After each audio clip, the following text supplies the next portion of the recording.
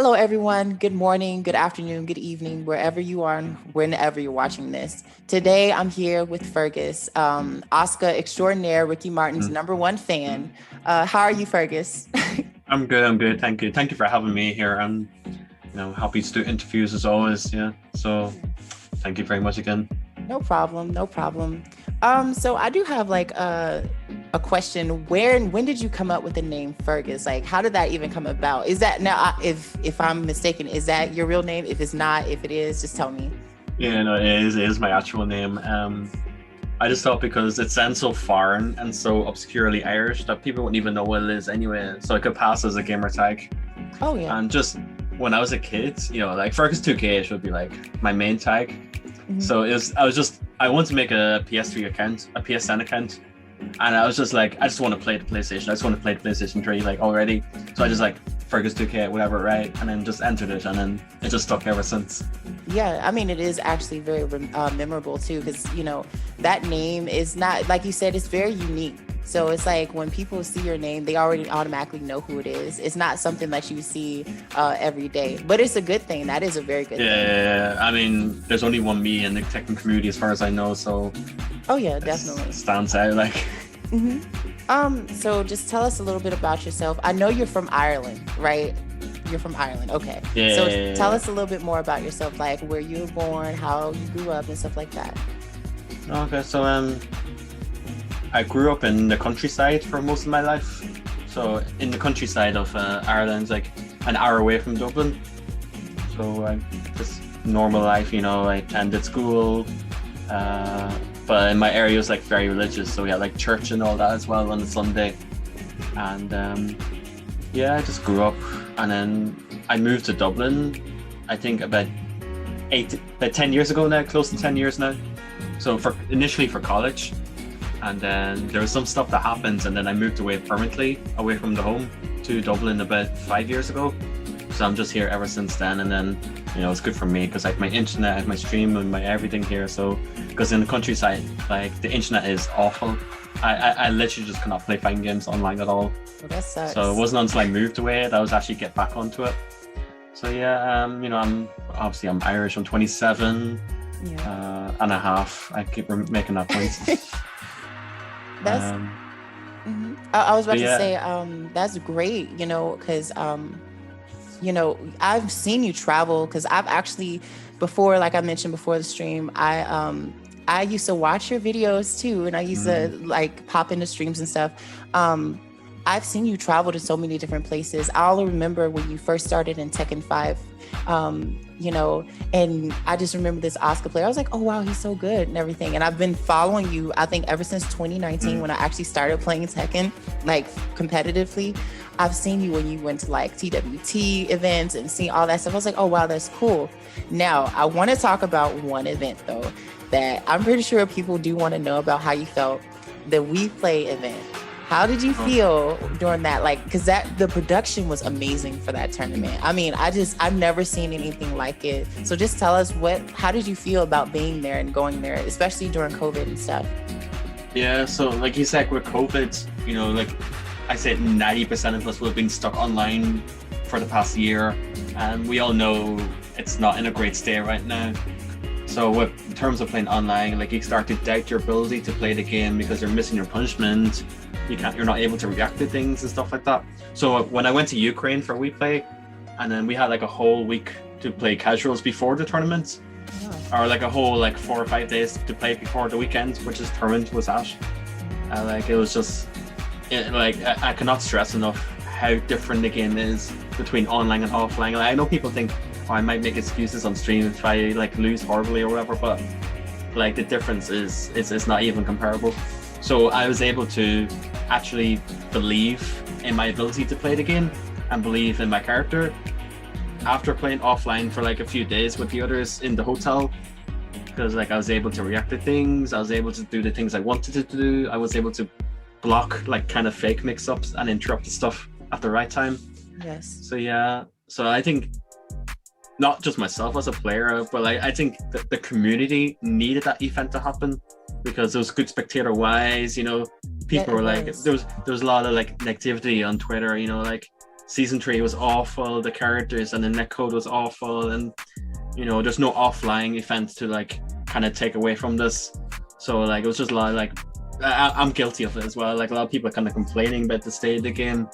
So just seeing competition again, just seeing a tournament happen, or like bring the offline hype back, and like in my own scene personally, like I had people come from other scenes and like from anime scenes or from Street Fighter scene, like, oh, I want to try Tekken now. You know, like that's the magic of offline hype. Yeah. So yeah, like because oh, go ahead. I'm sorry. Keep going. I mean, I just wanted to say, I remember when COVID happened, I used to go to some offline events too, but then I remember when COVID happened and everyone was stuck online, it seemed like everyone was so miserable. I was on Twitter too, and I was just seeing all the tweets. I was like, everyone seems so miserable just playing this online. It feels like this wasn't the way you're supposed to play Tekken. You know how it feels like you just go for an off-brand type of cereal instead of the actual cereal brand. I guess that's what it felt like to some people, but yeah. Like fighting games are just meant to be played offline, like straight up. Like I agree. They're just not good for online, like straight up. And the production, like I miss the product, like that production value of that event. I don't know if a lot of people are talking about it, but I feel like there should be more events that have that type of production value, because they had on the spectator side, which I was watching you and viewing, they had these segments where in between your fights and in between sets and stuff like that, they had little segments to where they were talking about certain things. They had little mini games. They even had stats for certain players based off of their play style. It was pretty cool, you know. Mm-hmm. I don't know what those stats were based on though. Like it was like I think they're just random. There for the sake of it. Yeah, I won't lie, it seemed pretty random. Yeah. I do have one more question about this event though. Mm-hmm. Well, actually two.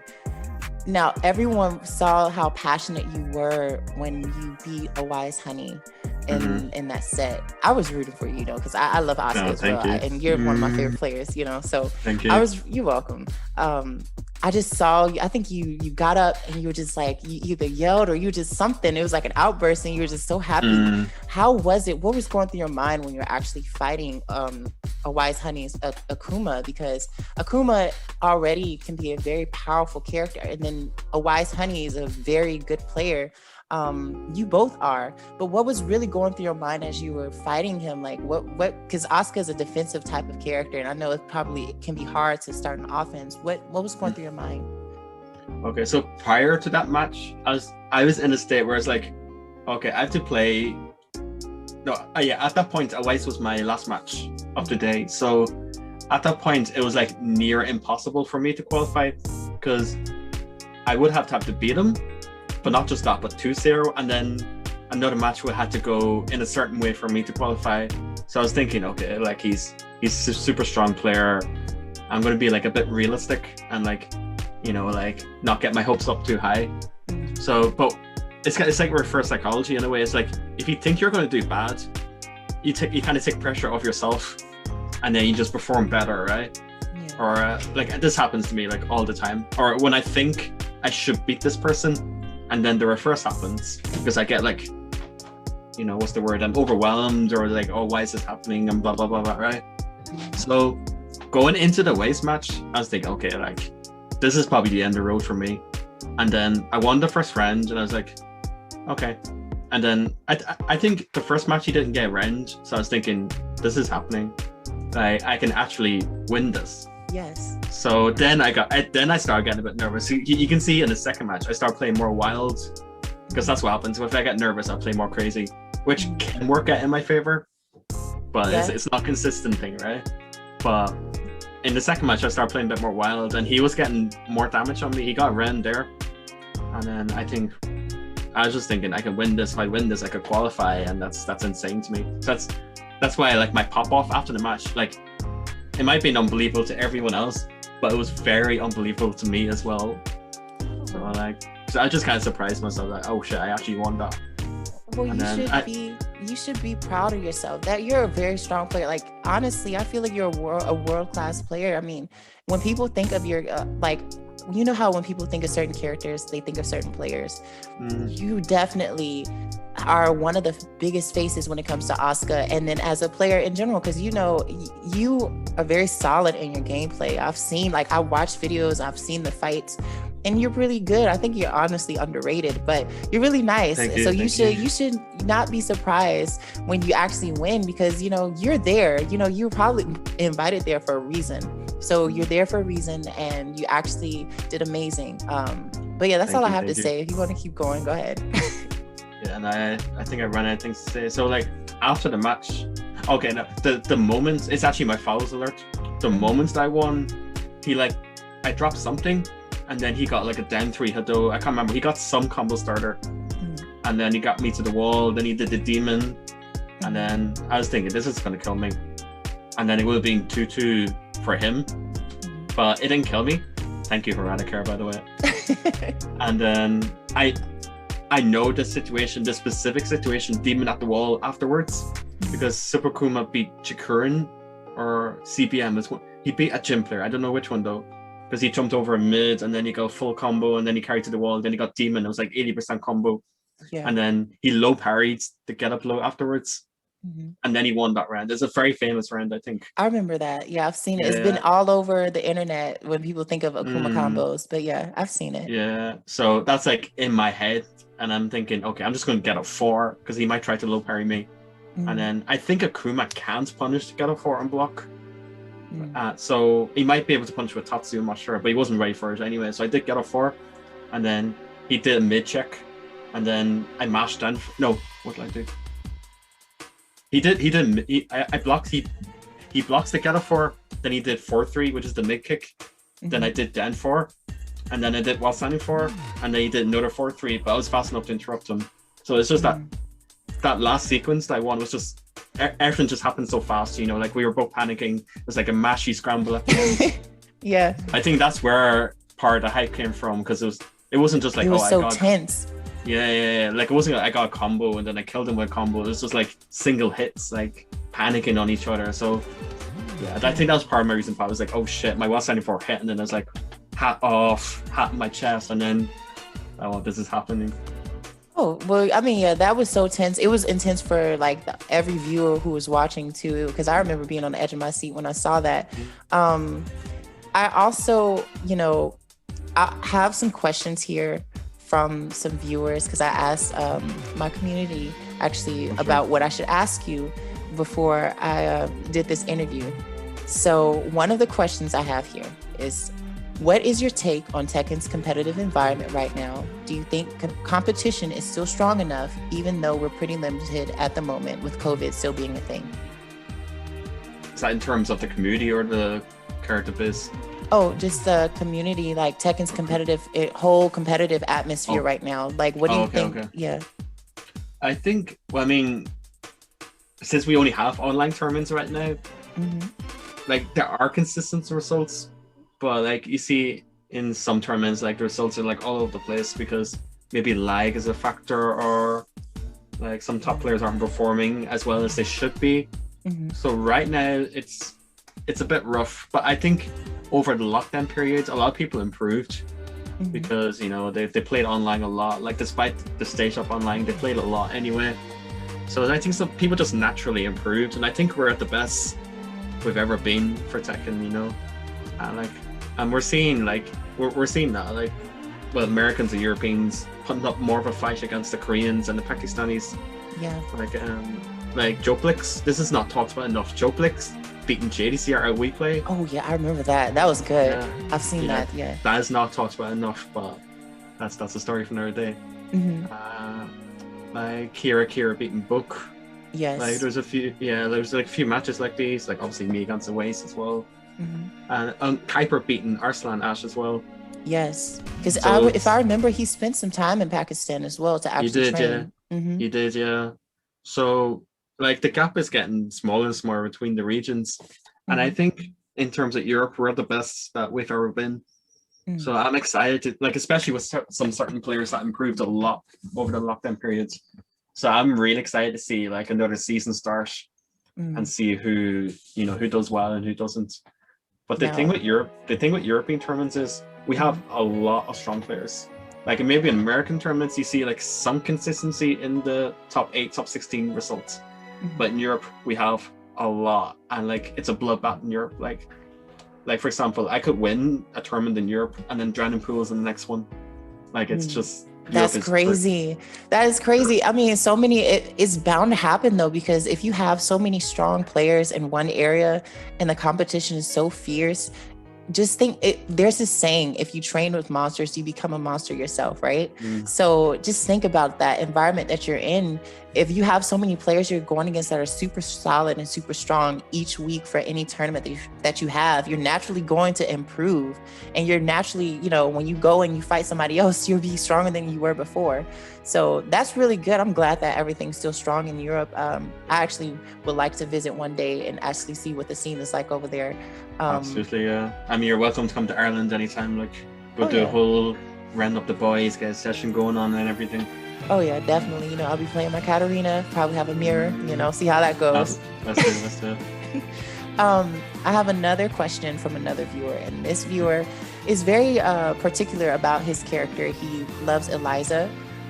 He asks, how do you feel about Eliza, and do you think she will make it into Tekken 8? It's kind of hard because she lost her down jab counter hit, which is like an actual like big nerf. But she got some nice things in season 4, like the new Moonglide move, the Moonglide 1-4.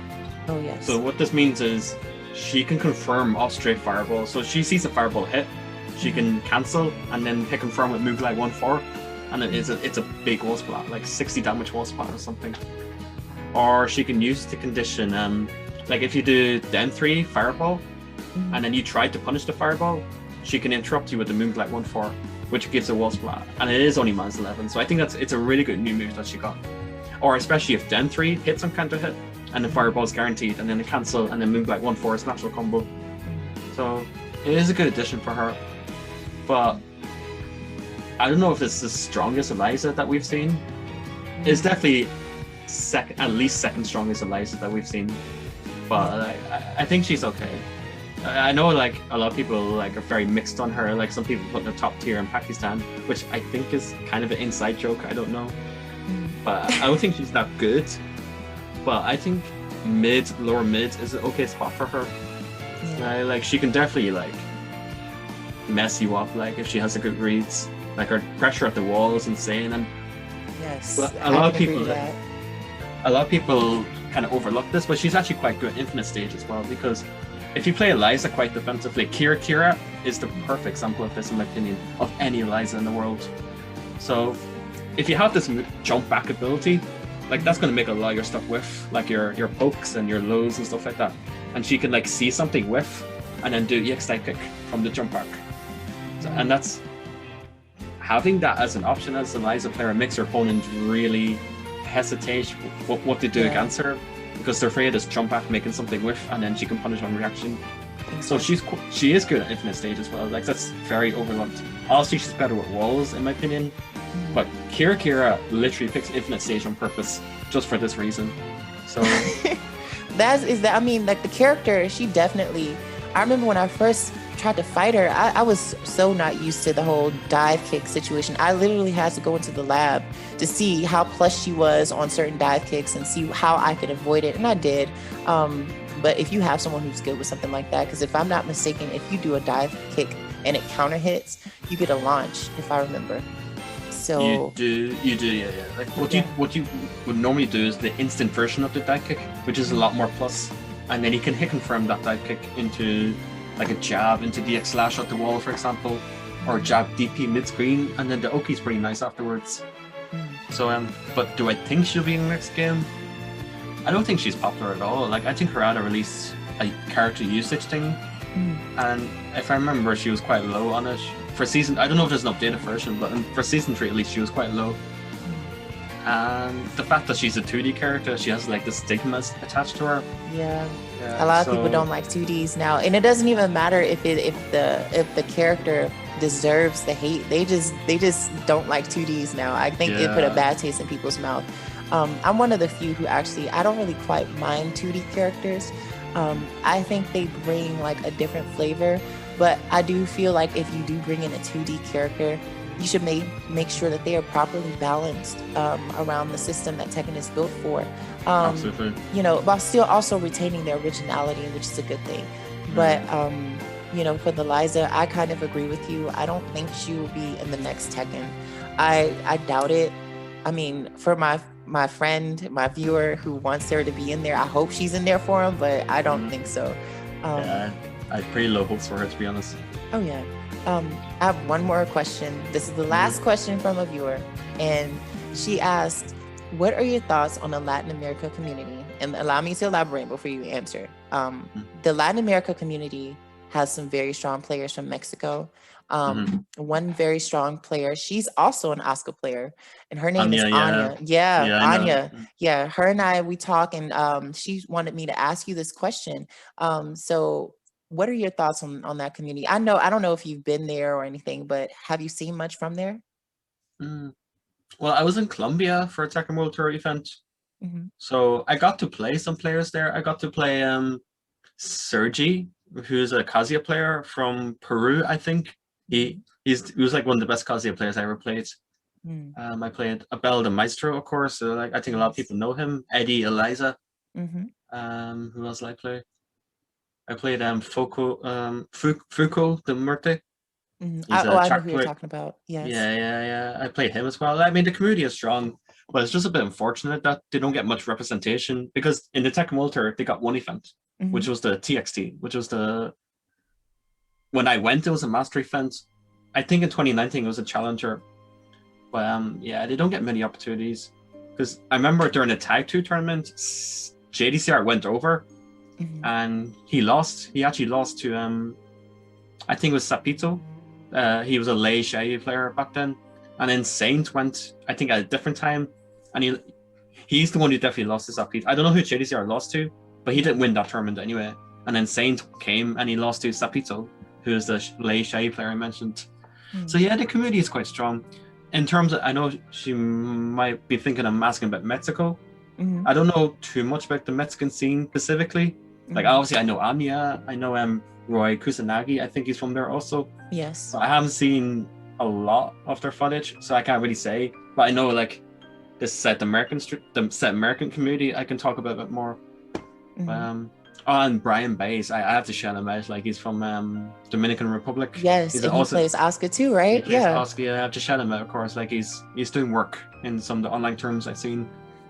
So yeah, but for Mexican scene, I haven't seen enough, so I just don't have an opinion. I'm sorry. That's fine. But I would love to come someday though.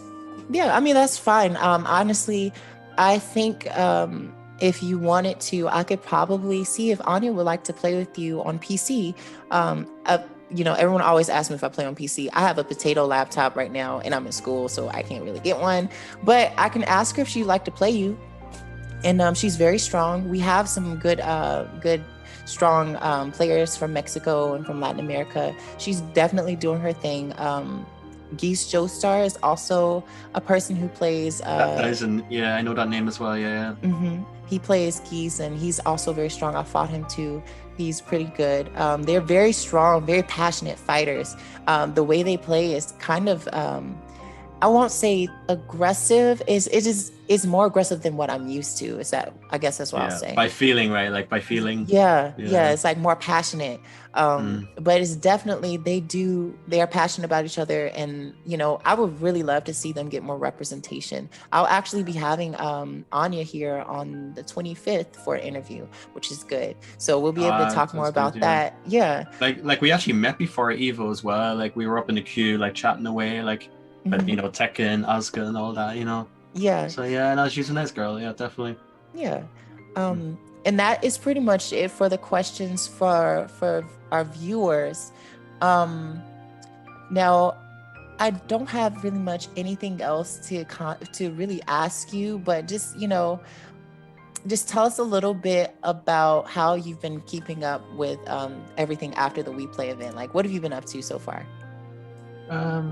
I mean, Ireland has been in lockdown for like 5 months now, so literally not much. Like, I just been focusing on my YouTube, been focusing on my stream, because I actually lost my job last year because of COVID cutbacks. Oh, So ever since then, I've just been going hardcore on my stream, like almost every day, just because I might as well do something. If I can't do anything outside because of lockdown, I might as well make use of my time inside, right? So I just been productive. Yeah, exactly, right. So I've been streaming more. I kickstarted my YouTube. Well, I mean, I'm a bit lazy with it nowadays, but last year I like really grinded, and I got a few thousand subscribers, so I'm happy enough with that. I'm not like a YouTuber, but it was nice to have a little bit of a grind for that. So since we play, it's just been the same since last year, like just streaming, getting salty at ranked. Yeah, I know that feeling. Yeah, it's so funny how just making do, you know. Yeah, you know, I play online as well, and it just is a different beast, really, when you play online. I can't describe it. It's just like certain things you don't think people will do, they do it, and I'm just like, you really did that. But you know, I have to adjust. It's definitely a different feeling. I do prefer on offline. We do have here, because I'm from Atlanta. I live here in Atlanta. Oh, that's a really good scene to have. Yeah. Yes, I stay here in Atlanta, so we have 404 and we have Tekken House. Tekken House, shout out to Tekken House especially, because they really like they served as a foundation for many of the avenues that we have, the venues we have to play Tekken here. They strong players here. Obviously, you do have Anakin, who's here. You do have even online players. I think Akumu Naraku Shinu is also a very strong player. He goes online and sometimes offline. We have very good people. Poke Shop is here as well, but of course, definitely intense scene. So yeah, competitive Tekken, especially over here. I hope that you at least think about coming over here, because people who I've been seeing on Twitter, they've been coming out here from different states just to play Tekken offline. And I never thought. I actually have been there for a final round 2018. So I was in Atlanta before, and Anakin actually invited me to his place. Yeah, like it's some like post-event session going on. So I went to the Tekken House essentially. No, Tekken House, as in, is that Anakin's place or Pop Shop's place? Oh, or Mike's. For which one? Tekken House? Yeah, because I don't know. Oh, Tekken House is Mike. Tekken House is Mike's. Oh, okay. Yeah. It was Anakin's I went to then. So so I went to his, and I got to play a lot of people. So yeah, I got to go to Atlanta, and I got to play people there, and it was a nice place. I think like the Atlanta crew has like different vibes. You know, they're like more like, you know, like pot chopping, like kind of in your face and hyping up and that kind of stuff. Yeah, it's very fun too, because everyone's so full of energy, and it's like there's never a dull moment. I remember when I go to go to 404 sometimes, and I'll just be sitting there playing. I'm very calm and collected when I play, so I'm very like subdued. But then I see people popping up, so I'm like, yeah. I'm like, oh my god. I'll be sitting there, I'm like, oh wow, okay. But they're so passionate, and it's so nice because you actually get to see the competitive spirit of some people, and it really it's inspiring, honestly. So, you know, Tekken here in Atlanta is pretty good. I've heard about Tekken in California. I don't know much about it, but I heard Speed Kicks is also there now. Yeah, and he used to be here in Georgia, but I'm just glad that there are still venues of, you know, Tekken scenes that are still strong. And I hope that scenes like Latin America, Mexico, they get the representation that they do deserve, because there are some strong players there. Honestly, I think there should be more discoveries like how there was with Pakistan. You remember how Pakistan, no one knew about the Pakistan such a players. good storyline, yeah. Yes. You know, what if that just happens with some place like Mexico or some place like Latin America, or who knows, somewhere else. But I'm just excited for what Tekken brings in the future. Do you think there'll be a season 5? I kind of hope not. Like, if they fix the stability issues with the game, I wouldn't mind a season 5. But if it's gonna be like this now and a whole nother season, I would be like, just give us another. Like, I don't care about the balance. Just I want to like not hang myself playing ranks, essentially. Right, have better stability. Because I remember playing Tekken yesterday, and I was like, every other match, it seemed like I was getting into it. Then communication error. I was like, God. Like, it's like, I know going from Tag 2 to Tekken 7, they had a really small budget for the game. So it's okay for what they had, right? But I think because I think Tekken 7's the second most sold Tekken game ever after Tekken 3. Yes. So they're gonna have like a big budget for Tekken 8, and I kind of expect like rollback. You know, I expect a lot. Like I expect rollback. I expect like frame that in game from day one. You know, all the stuff we have now, but on day one, and then rollback and everything. So I hope they deliver on that. Like for my sanity, please. Me too, because I think Tekken 7, if I remember, it sold about 7 million copies. And that's really good, because I remember looking at the comparisons. I think it was I think it's Tekken 3, Tekken 7, then Tekken 5, I think afterwards or something Sounds like that. right, Yeah.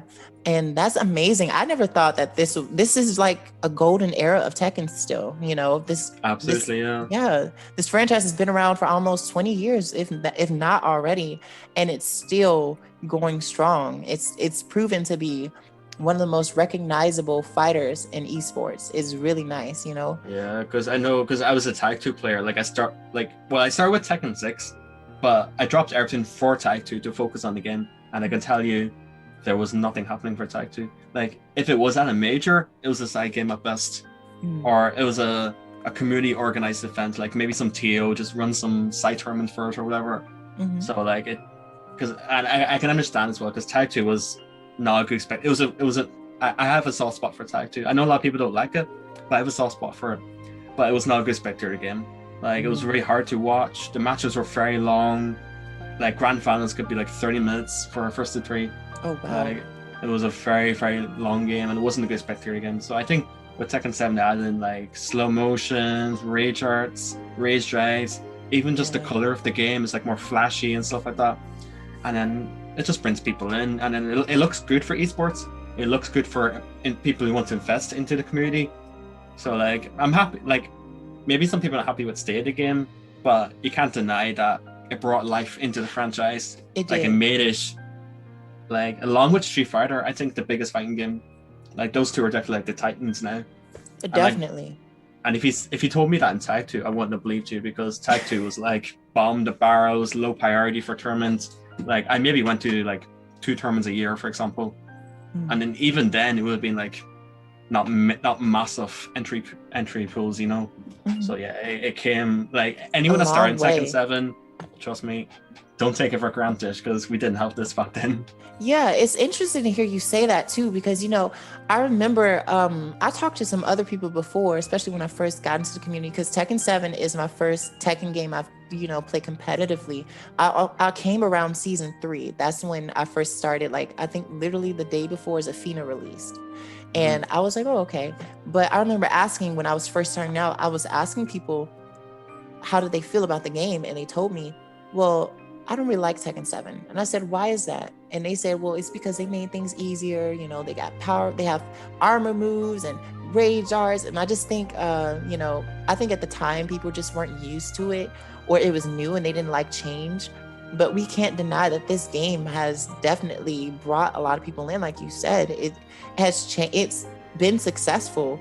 You know, I'm just excited for the direction they may take it in the future. I don't know what they'll do. They're taking too long to release June. I know that. I can't wait until I see her either in Tekken 8 or something. I believe she'll be in Tekken 8. Yeah. Yes, me too, right? But yeah. There's actually another thing, like with Tag 2, when it came out, when it came to consoles, that was it. You know, that was the game for 5 years. You know, there was no patches, there's no DLC. There was free DLC in like month 1, and then that was it. So like whatever we got, that was it for 5 years. So like no patches I kind of anything. Yeah, nothing like that. Like there were some problem moves that if we had like the patch culture back then would have been touched. With Tekken 7, you know, like it's everything's shaken up. You know, every season we get new characters, we get balance updates, you know, shake up the tier list a little bit, make tournaments a bit more different to watch, you know, maybe see a new character crop up more often in results. So yeah, like I kind of like it, and I like that it's not too often as well. Like we're not talking like NRS back then, where it was like every month or two, like to change the game up. So like maybe like once a year is enough, and then just shaking things up a little bit. Yeah. And then I mean, it's only fun if a character doesn't get nerfed. Yes, I remember. I've been seeing tier lists now It seems like every time you log onto Twitter or every time you go on the internet, there's a tier list almost every week from Everyone's different people. Yeah. Every week is generous. It's like every day at this point. Yes, every day, pretty much. And it's just like I've been seeing it, and I'm like, some part of me is slightly like annoyed, but then also I'm like, what other game can shake up things and have so many differing opinions on their characters so much? It's so interesting, you know, so I can't get mad at it. It's just like everyone has their opinion, but it's nice that people are so still invested in this. That means that this game released when in 2015, 2014, when did it 15, release? yeah, 15, Yeah, we're almost going on 6 years. Yeah, this game is still going strong. That's amazing. Yeah, I'm kind of hoping we're at the end of the lifespan now, because it is getting a bit stale now, I think. Yeah. Because like, I don't think adding new characters really do anything, but just make the game more bloated. Yeah. So I think it is time for a new Tekken, I think. I believe that too, because I think we're almost up to 55 characters or 50 characters or something like that. And around 52, 53, yeah. Yeah. And it seems like it seems like a chore now for a new season, because the first thing I do when I see a new character come in, first thing I have to lab this. I have to lab this, and I'm like, okay, so now I have to do this, but it's still fun. But there are a lot of characters, but we'll see what happens. Like, getting into Tekken now is very difficult. There's so much you need to know. Yes. Like 50 plus matchups, especially when they add in moves for every character. Yes. Like, the move lists are getting bigger on top of that as well. It's just, it is getting too much. Like the in-game frame data helps a lot. Because before they had to like go on a separate website, look up frame data individually. So having it in-game is a huge help. But I still think there's too many characters, there's too many moves. Like, I obviously I know a lot of it already. Like, from Tag 2, I'm just from playing the game a lot. But like, for anyone that's new coming in, like, I understand why people get put off. Yeah. Because it's not fun. Like, for example, going into ranked, then you run into like Alisa or something like that, and then you just kind of get hammed out because you don't know what's going on, and then you're like, okay, I'll lab this. Like, I don't know the inputs for the moves, so I don't know what I'm labbing, but she did this, she did this, she did this. Okay, this is unsafe, blah blah blah. And then you go back in, and then you run into like one of the other 50 characters instead. Yeah, that happens too. I've had that happen. That seems to be a complaint as well, because you will spend a significant amount of time on a character, and you go back, you don't see them, and it's because either the character is rare that they don't pick it, and if you do lab it right, and say months pass, you run into the character again, but you forget what is safe, what's unsafe. So it's just like, it becomes this daunting task on how to actually continue to stay on top of the game. And for newcomers, I can see how daunting it can be for them, because you do have to learn Tekken, the game of Tekken first, let alone fundamentals, punishing, stuff like that, all that good stuff. But then on top of that, you have over 50 characters that you need to know. You need to know as well, because moves track now which way you need to step a certain move. It becomes a bit of a chore, but it really is. I still love the game though, but it gets like that. Yeah. I mean, like, most of us grew up with this game, with this franchise. So like, like, despite the complaints, like, it comes from a place of love, like, Oh yeah. Yeah. Definitely. Well, that's pretty much everything. I'm glad that you were able to sit down here with me and actually take the time to, to have the interview with me. Because if they don't know, I'll tell them. But I just hit you up yesterday, and you just said, yeah, sure. And I was like, I was not expecting that, because remember I asked you, I said, oh, if you want to do it sometime next week, that's fine. You like, no, how about someday that's not Wednesday? And I was like, well, how about tomorrow if that's not too soon? Then you said, oh, sure. I was like, oh, okay. So I mean, there's not much preparation to it. Like, I'm on the PC anyway, just hop on, do this, that's it, Yeah, there's not much to do. That's good though. But thank you so much. Everybody, this is Fergus. You already know how to follow him. He has his links and everything. And just make sure you like and subscribe. Follow his streams, follow his Asuka stuff. He's amazing, an amazing person, incredible person. Really just nice in general. So thank you again for stopping by. Okay. We'll keep in touch, and we'll talk more afterwards. Okay. Sure. Okay. All right. See you guys. All right. See you guys. Take care.